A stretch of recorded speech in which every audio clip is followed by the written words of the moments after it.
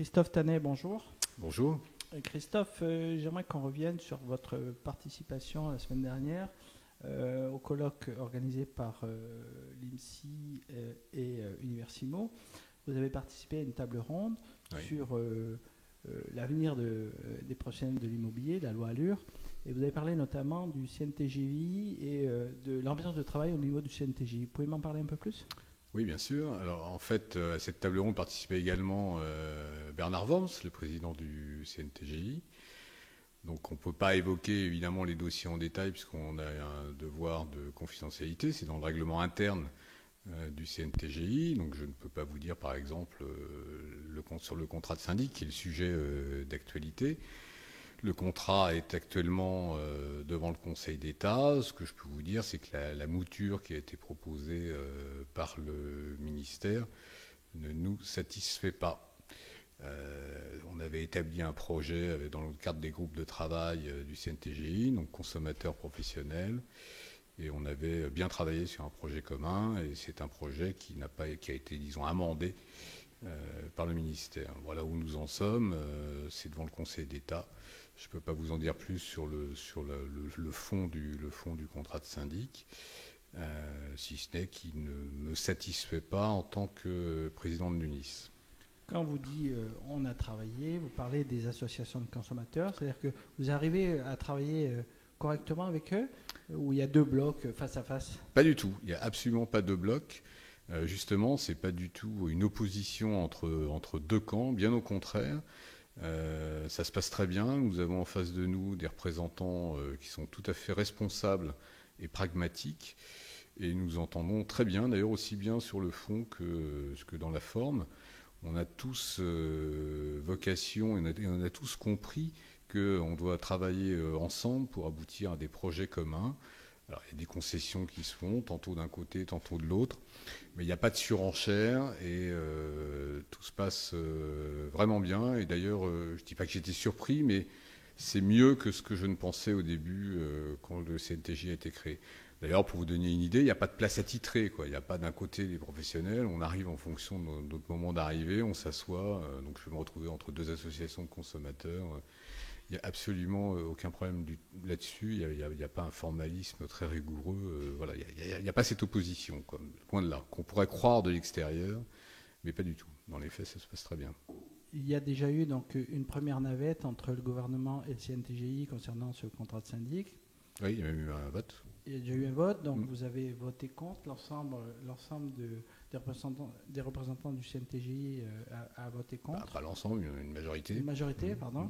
On en est où aujourd'hui? Donc c'est dans les mains du gouvernement? C'est devant le Conseil d'État, a priori, d'après les éléments qu'on a.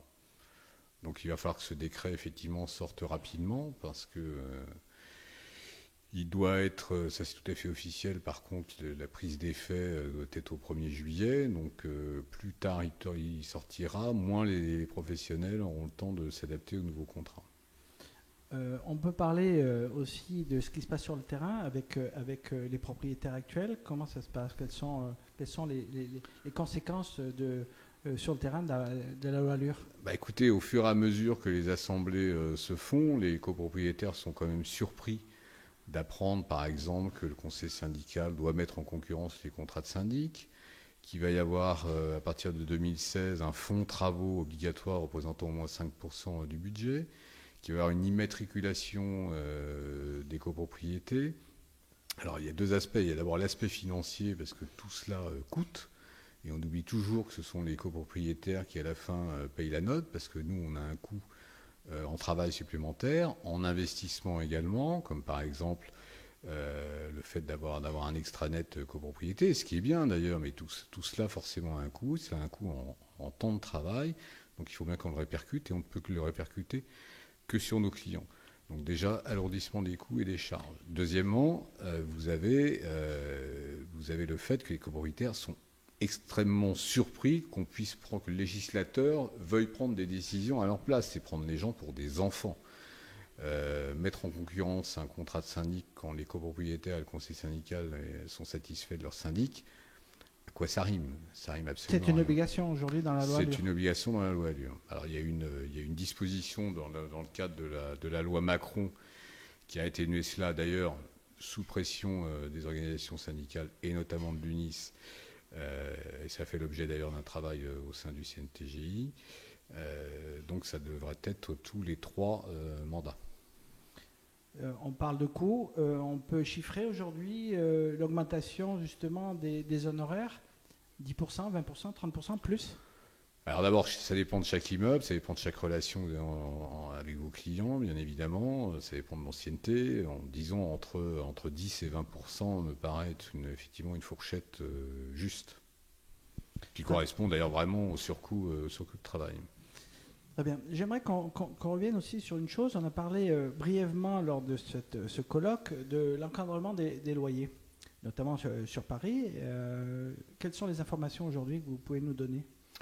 Écoutez, l'encadrement pour l'instant est bloqué. Pour l'instant, il n'est pas du tout en place. De toute façon, s'il y a toujours cette volonté de la part des pouvoirs publics de créer cet encadrement, on se demande à quoi il va servir, puisque les loyers sont en phase de diminution. Donc on a les éléments par clameur, qui est quand même le plus important fichier de données locatives. Et on voit très bien que cette année, et même depuis déjà l'année dernière, les loyers diminuent. Donc voilà. Et surtout, toutes nos études, si vous voulez, montrent bien que ce qui va baisser avec les loyers d'encadrement, avec le loyer minoré et le loyer majoré, ce qui va baisser, ce sont les hauts loyers, et ce qui risque d'augmenter, ce sont les loyers les plus bas, donc qui théoriquement vont impacter les personnes les moins favorisées. Donc je ne pense pas que ça aille vraiment dans le sens de ce qu'avait prévu Mme Duflot et de ce qu'a prévu le gouvernement. Donc l'encadrement pour nous est un dogme, ne répond à aucune réalité économique. Tout ce que ça va faire, c'est que ça va faire fuir les investisseurs, et on voit déjà que c'est le cas.